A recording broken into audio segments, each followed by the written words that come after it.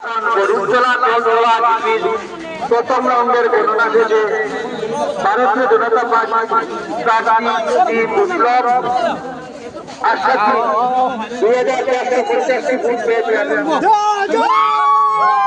কংগ্রেসের প্রার্থী সুচিত্রা বিশ্বাস পেয়েছেন ১,৯৪৮টি। নির্দল প্রার্থী টিঙ্কুভূষণ নাথ পেয়েছেন ৩৩৬টি।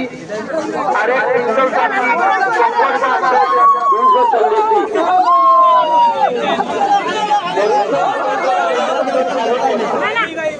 প্রথম রাউন্ডের গণনা শেষে বিজেপি প্রার্থী বিপ্লব আশাকি ২,৪৫০টি ভোট পেয়েছেন। কংগ্রেসের প্রার্থী সুচিত্রা বিশ্বাস পেয়েছেন ১,৯৪৮টি। নির্দল প্রার্থী টিঙ্কুভূষণ নাথ পেয়েছেন ৩৬০টি।